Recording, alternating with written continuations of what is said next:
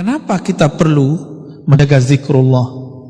Supaya hidup itu tenang, pilihan-pilihannya tenang. Mau pilih apa saja tenang. Bapak saudara makan Allah, kita ambil zikir la ilaha illallah.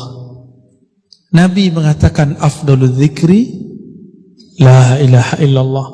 Zikir yang paling afdal adalah la ilaha illallah.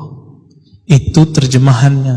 Kalau maknanya lebih dalam dari itu, afdalul zikri itu kalau dimaknai zikir yang paling lezat, zikir yang paling nikmat adalah la ilaha illallah. Apa arti ilah sehingga Nabi mengatakan itu? Ternyata kalau orang betul-betul membaca la ilaha illallah, ilah salah satu maknanya adalah tempat hati bergantung, tempat hati nancap, tempat hati berkiblat, tempat hati condong. Jika kita katakan tiada lagi kecondongan hatiku, tiada lagi semua yang aku inginkan, yang aku cintai kecuali Allah. Inilah yang disebut oleh Imam Ibnu Athaillah kemerdekaan seorang hamba, hurriyatul abd. Baru disebut Abdullah.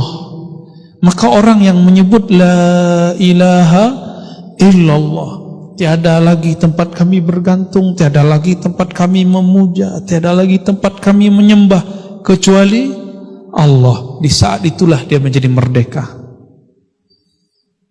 Oleh karena itu seorang mukmin jiwanya merdeka. Kalau bahasa kawan kami Ustadz Hanafi, nggak ada lagi urat takutnya,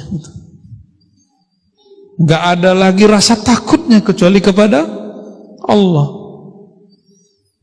Yang punya zikir ini hanya ahli-ahli qalbu, bukan orang yang suka ceramah kayak saya ini, bukan yang suka debat, bukan yang suka menyalah-nyalahkan orang, membidah-bidahkan orang, enggak. Mereka ini lebih suka menyebut nama Allah, la ilaha illallah. Terdiri dari apa kalimat ini? Ulama-ulama ahlus sunnah mengatakan la ilaha illallah itu terdiri dari dua inti. La ilaha namanya nafi. Nafi sudah jadi bahasa Indonesia penafian. Ditiadakan apapun dalam pikiran, apapun dalam hati, illallah kecuali Allah. Makanya ulama-ulama terdahulu punya teknik membaca la ilaha illallah, ada tekniknya. Kenapa Bapak Ibu baca la ilaha tidak ada merindingnya, tidak ada getarannya? Karena tidak punya teknik. Buat rendang, kalau tidak diaduk, santan dan airnya pisah nggak Pak? Adukan itulah kira-kira ilustrasi. Baca la ilaha illallah, kalbunya harus diaduk.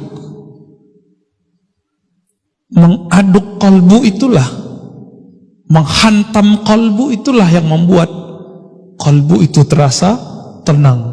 Disitulah getaran-getaran kulit terasa, gemetar, bulu roma berdiri.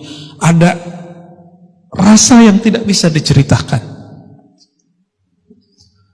Tapi kalau mau tahu, fas'alu ahla dzikri, tanyalah ke ahlinya. Ya?